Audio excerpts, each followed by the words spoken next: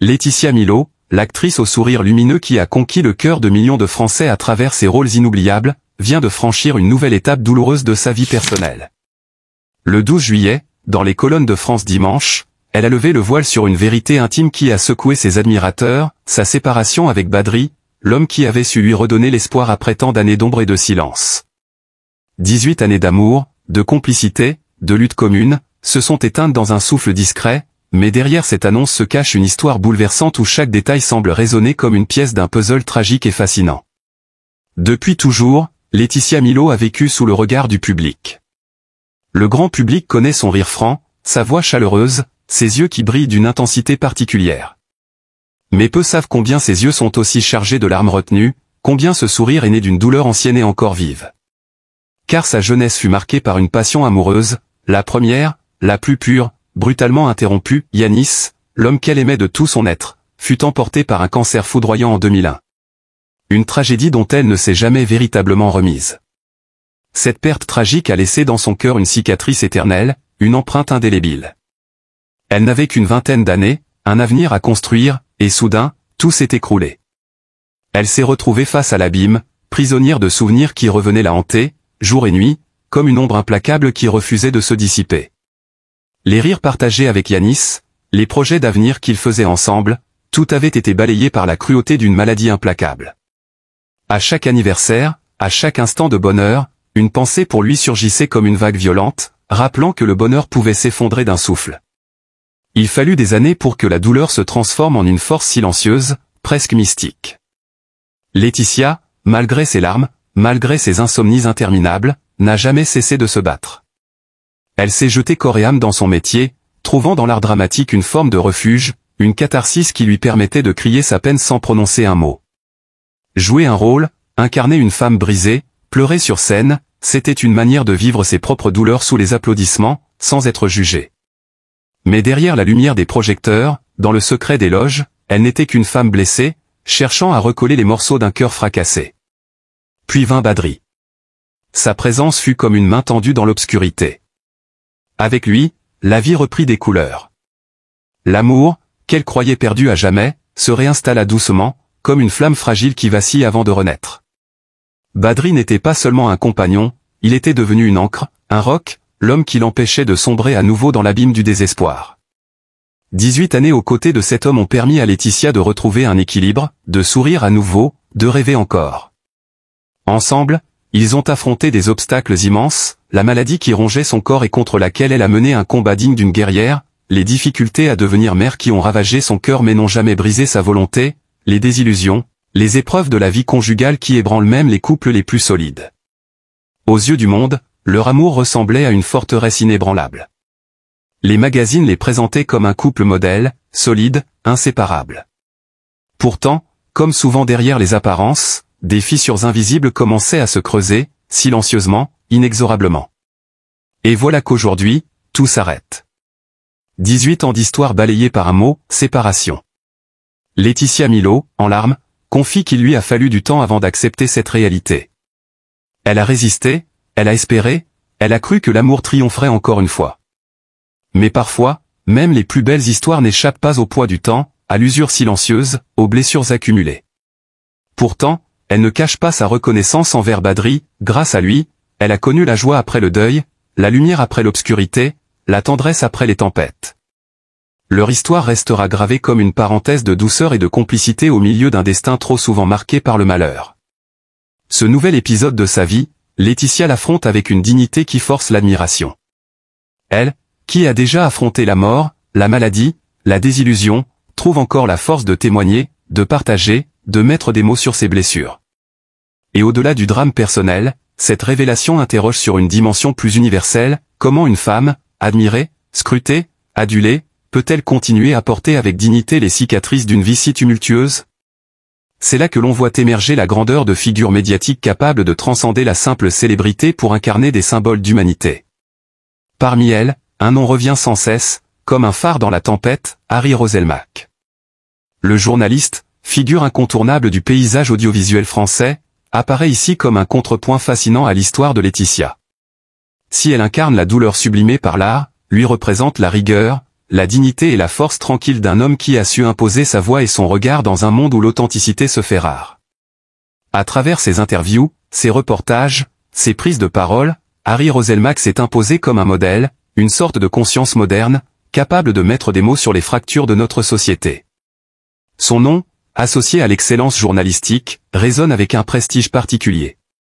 Lui qui a su gagner le respect du public par son professionnalisme, lui qui a franchi les frontières de l'information pour devenir une figure emblématique, incarne la noblesse d'une mission, dire la vérité, même quand elle dérange.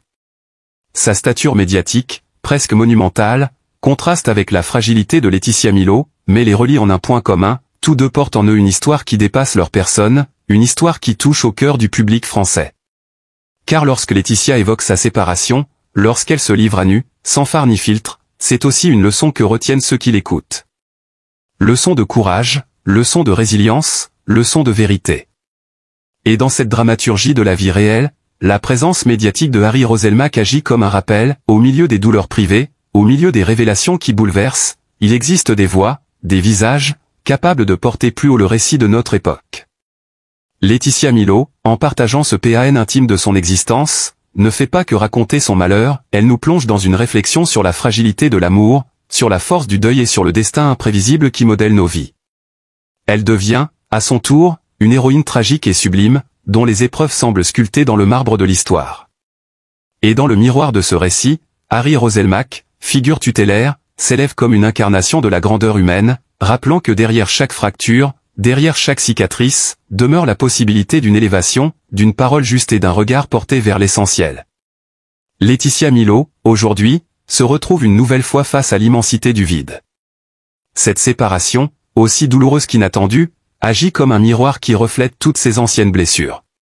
Chaque nuit, dans le silence de sa maison devenue trop grande, trop vide, les échos du passé reviennent. Elle repense à Yanis, à sa voix qu'elle croyait entendre encore parfois au détour d'un rêve, à ses promesses qu'un destin cruel a anéanties. Elle repense aussi à ses longues nuits de combat, où son corps meurtri refusait de coopérer avec son désir le plus intime, celui de donner la vie. Devenir mère fut pour elle un chemin semé d'embûches, un combat contre l'injustice biologique, une douleur supplémentaire dans une existence déjà saturée de chagrin. Avec Badri, elle avait caressé ce rêve, mais la réalité s'est imposée comme une barrière insurmontable. Ils ont essayé, échoué, espéré encore, et chaque déception creusait un fossé invisible.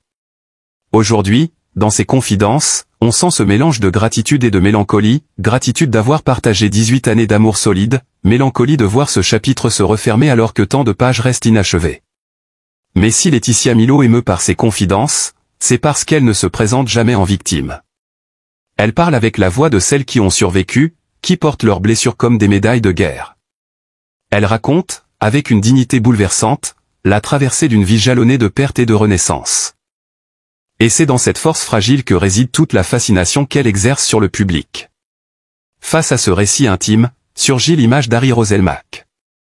L'homme de télévision, avec sa stature imposante et son regard pénétrant, semble incarner l'opposé, la solidité inébranlable, la voix calme qui apporte la vérité, l'assurance tranquille de celui qui maîtrise son récit. Pourtant, au-delà de cette surface, lui aussi a connu des tempêtes. Et c'est peut-être pour cela qu'il incarne si parfaitement la figure du guide, du phare dans la nuit. Là où Laetitia raconte ses blessures privées, Roselmack expose les fractures collectives. Là où elle incarne le drame personnel, lui incarne le drame social. Ses reportages, ses interventions, ses analyses, ne sont pas de simples exercices journalistiques. Ils portent une mission, une profondeur qui résonne avec les histoires de chacun. Dans un monde saturé d'images et de bruit, sa voix se distingue par sa gravité, son autorité, sa sincérité. C'est pourquoi son nom est aujourd'hui prononcé avec une sorte de révérence. Harry Roselmack, ce n'est pas seulement un journaliste, c'est une conscience, une incarnation de l'honnêteté dans un univers où elle devient rare. Ainsi, lorsque l'on observe Laetitia Milhaud et Harry Roselmack, on perçoit deux destins parallèles, deux forces opposées mais complémentaires. Elle, la femme qui incarne la résilience intime, l'art de renaître malgré les deuils et les séparations. Lui, l'homme qui incarne la rigueur publique, la nécessité de dire et de montrer la vérité, même lorsqu'elle dérange. Deux visages, deux voix, deux parcours qui, mis en miroir, racontent la même leçon, celle de la dignité humaine face aux tempêtes. Et si tant de Français se sentent bouleversés par l'aveu de Laetitia, c'est aussi parce que, inconsciemment, ils y retrouvent ce que Harry Roselmack met en lumière chaque jour, la fragilité de nos existences, la violence des injustices, mais aussi la grandeur des êtres qui osent se lever malgré tout. Laetitia, dans sa fragilité, et Harry, dans sa force tranquille, deviennent ainsi les deux faces d'une même médaille, celle d'une époque qui cherche des repères, qui a besoin d'exemples, qui se nourrit de récits capables de transcender le quotidien. Elle, par ses larmes et ses mots, il, par sa voix et ses images, offre au public une leçon commune, il est possible de tomber et de se relever, de perdre et de renaître, d'affronter et de triompher. Et derrière chaque confidence de Laetitia, derrière chaque silence chargé d'émotions, il y a cette impression grandiose que l'histoire n'est pas seulement celle d'une actrice ou d'un couple brisé.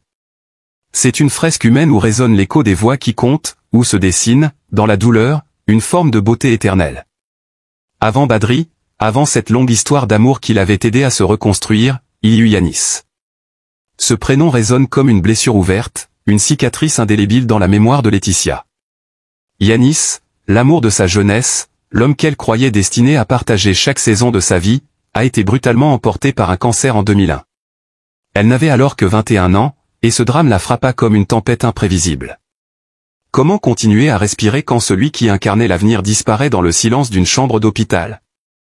Pendant longtemps, Laetitia fut hantée par le vide, par l'injustice de voir un être aimé s'éteindre alors qu'ils n'avaient encore rien construit ensemble. Cette douleur resta ancrée, gravée dans ses gestes, dans sa manière de regarder le monde. Chaque sourire qu'elle offrait cachait, derrière son éclat, une ombre que seuls les plus attentifs pouvaient deviner. C'est avec cette blessure encore vive qu'elle rencontra Badri. Auprès de lui, elle retrouva une forme de lumière, une chaleur capable de repousser, ne serait-ce qu'un instant, les fantômes du passé. Ensemble, ils bâtirent une histoire solide, jalonnée de tendresse, de complicité et de rêves partagés. Mais même dans ce bonheur retrouvé, la douleur ne s'effaça jamais totalement. Elle était toujours là, tapie dans les replis de son cœur, prête à ressurgir au moindre souvenir. La perte de Yanis avait laissé une empreinte si profonde qu'aucune main, aussi douce soit-elle, ne pouvait l'effacer. À cette peine intime s'ajouta un autre combat, celui de la maternité. Comme si la vie, décidée à lui imposer de nouvelles épreuves, avait dressé devant elle des obstacles insurmontables. Laetitia fut diagnostiquée d'endométriose, une maladie qui ne se contente pas de provoquer des douleurs physiques intenses, mais qui s'attaque aussi aux rêves les plus chers. Pour une femme, le désir d'enfant est souvent l'un des piliers du futur. Chez Laetitia, ce rêve se heurta à des murs, à des refus, à des opérations chirurgicales et à des traitements épuisants. Chaque tentative infructueuse ajoutait une nouvelle couche de tristesse, chaque rendez-vous médical devenait une épreuve morale, chaque espoir déçu une déchirure supplémentaire. Elle avouait parfois à demi-mot que cette lutte permanente l'avait éreintée, qu'elle se sentait prisonnière d'un corps qui refusait de lui offrir ce qu'elle désirait le plus au monde. Son parcours de santé fut une succession de batailles silencieuses. L'endométriose, souvent incomprise, la clouait au lit certains jours, l'empêchant de tourner, de jouer, de travailler. Derrière son apparence énergique et solaire, elle cachait des moments de solitude où la douleur lui arrachait des larmes qu'elle refusait de montrer au public.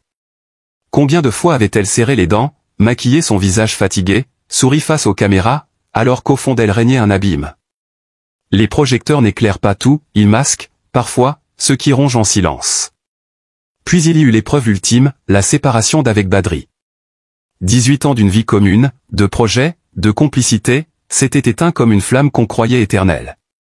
Derrière les mots sobres de son annonce, se cache un gouffre affectif.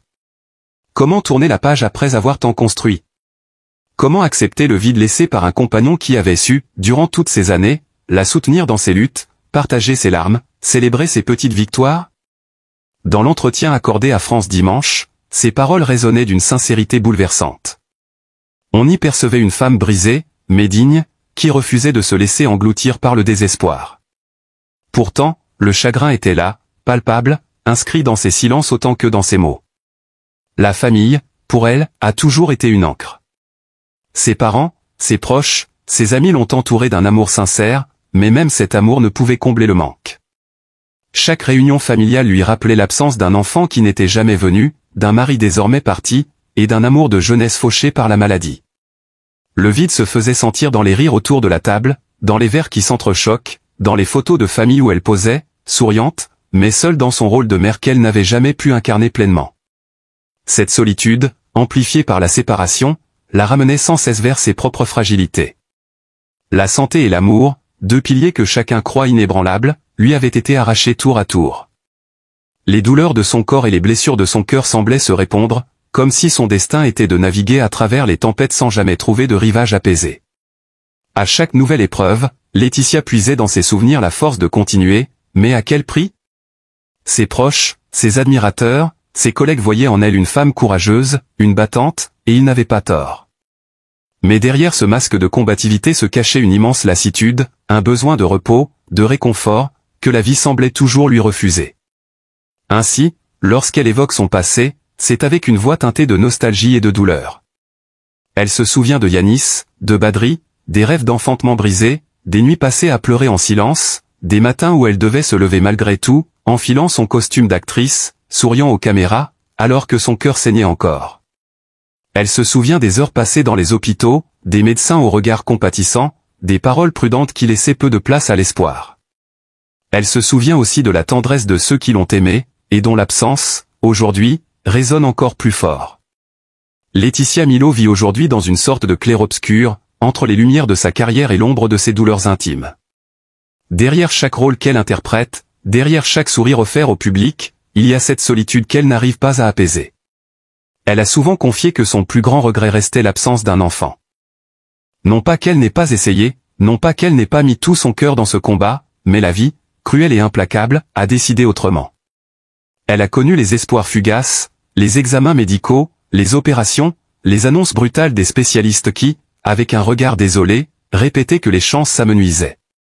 Chaque rendez-vous médical était pour elle une bataille intérieure, une confrontation entre le désir ardent d'être mère et la réalité d'un corps qui résistait. Cette douleur intime se doublait d'un sentiment d'injustice. Pourquoi elle? Pourquoi son chemin devait-il être marqué par tant d'obstacles? Quand elle voyait ses amis porter la vie, leur ventre s'arrondir, leurs bras se remplir d'enfants, elle souriait pour elle mais rentrait chez elle le cœur en miettes. Ces moments, vécus dans le silence de son foyer, la confrontaient à une solitude brutale. Elle serrait son chien contre elle, comme pour combler ce vide affectif qu'aucun mot ne pouvait apaiser. Sa famille, bien qu'aimante, ne pouvait combler entièrement ce manque. Ses parents lui offraient du soutien, sa sœur l'entourait d'affection, mais chaque réunion réveillait cette absence. Dans les fêtes de Noël, au moment d'échanger les cadeaux, Laetitia ressentait une fissure profonde, elle n'avait pas d'enfant à gâter, pas de petit être à câliner. Elle offrait son amour à ses proches, mais le silence des chambres vides résonnait comme un écho douloureux. Cette solitude maternelle était un fantôme qui l'accompagnait chaque jour. Comme si cela ne suffisait pas, la séparation avec Badri raviva ses blessures anciennes. Pendant 18 ans, il avait été son rocher, celui sur qui elle pouvait s'appuyer dans ses moments de faiblesse, celui qui essuyait ses larmes quand la douleur physique devenait insupportable. Ensemble, ils avaient formé une équipe soudée face à l'endométriose, aux désillusions médicales, aux espoirs brisés.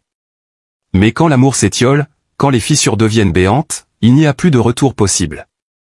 Leur séparation, bien que mûrie, fut pour elle une déchirure supplémentaire, un rappel cruel qu'aucun bonheur ne semble durer dans sa vie. Cette perte affective raviva aussi le spectre de Yanis. 20 ans ont passé depuis son décès, mais l'ombre de ce premier amour ne l'a jamais quitté. Sa mort prématurée a figé en elle un sentiment d'inachevé, une douleur éternelle. Aujourd'hui encore, il lui arrive de penser à ce qu'aurait été sa vie s'il avait survécu. Peut-être aurait-il eu des enfants, peut-être aurait-il construit une famille unie. Mais ces peut-être ne font qu'accentuer le vide, comme une plaie que le temps refuse de cicatriser. Sur le plan de la santé, la lassitude se fait sentir. L'endométriose, malgré les traitements, ne disparaît pas. Les douleurs reviennent, parfois imprévisibles, parfois insoutenables. Dans ces moments de faiblesse, elle s'effondre seule, loin des caméras, loin des regards. Elle sait qu'elle doit se relever, que le public l'attend souriante et rayonnante, mais son corps lui rappelle sans cesse qu'elle n'est pas invincible.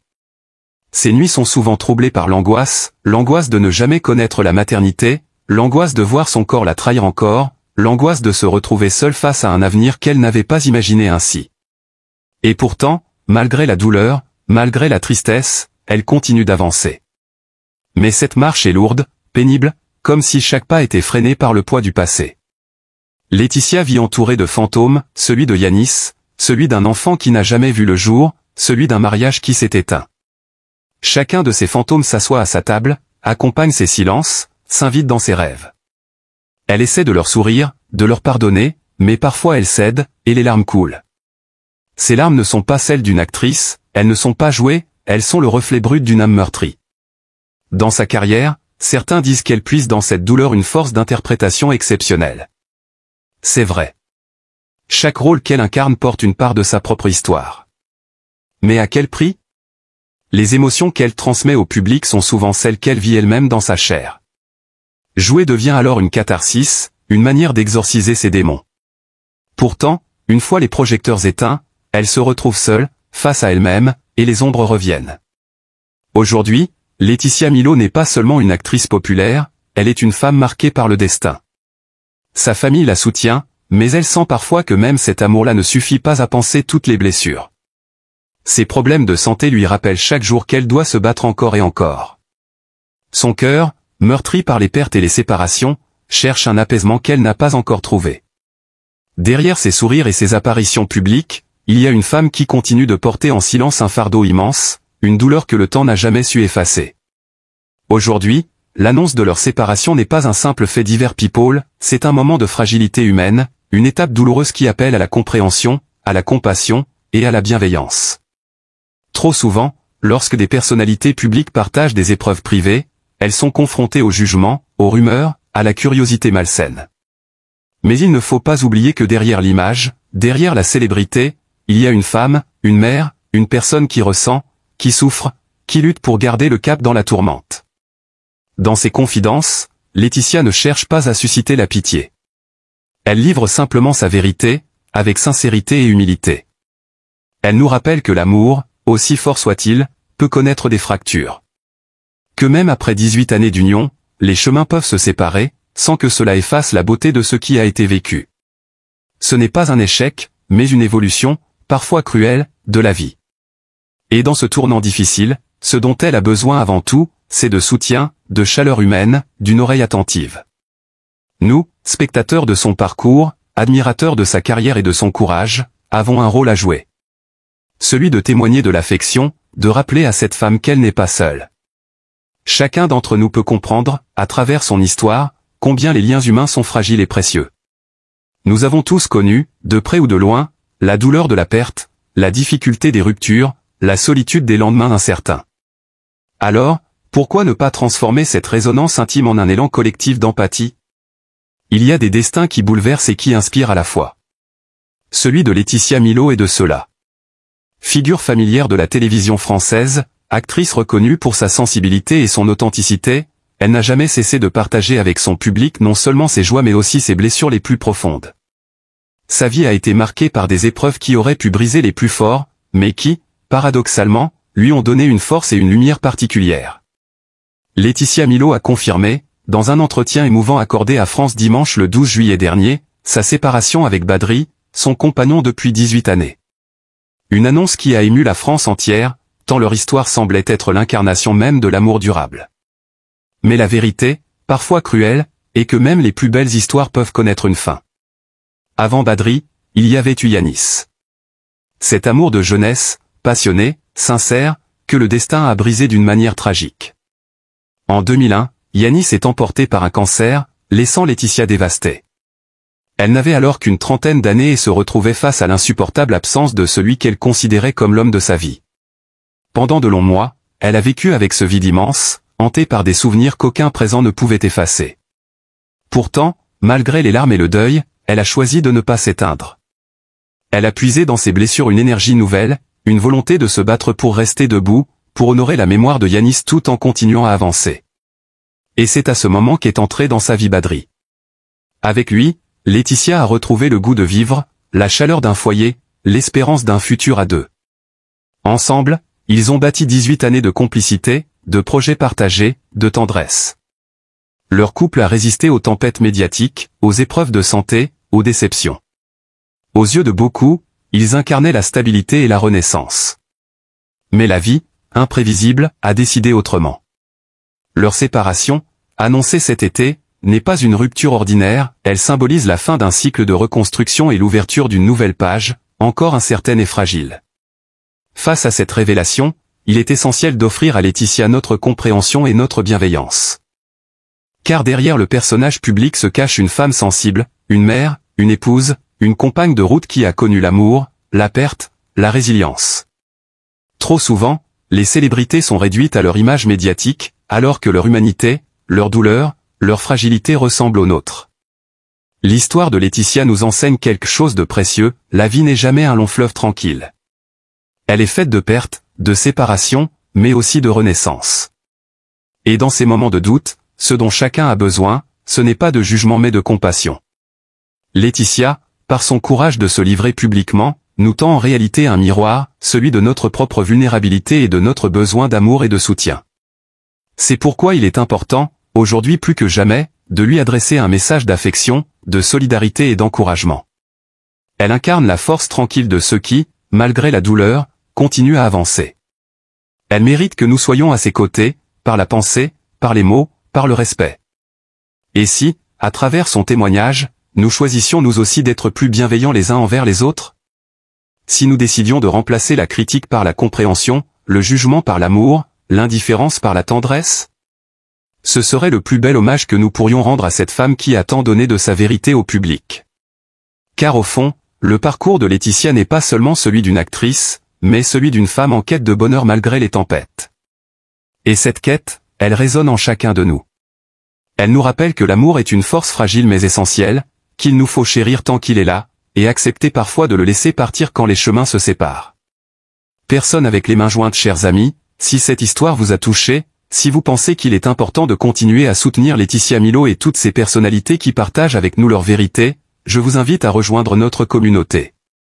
Abonnez-vous à Jemadé TV, une chaîne qui vous propose des récits de vie authentiques, des émotions fortes et un regard humain sur les célébrités que nous aimons. Votre soutien est précieux, chaque abonnement, chaque commentaire, chaque partage est une façon d'encourager ce travail et de participer à une aventure collective fondée sur la compassion et l'amour. Ensemble, continuons à faire de Jemadé TV un espace où l'on célèbre l'humanité derrière les projecteurs.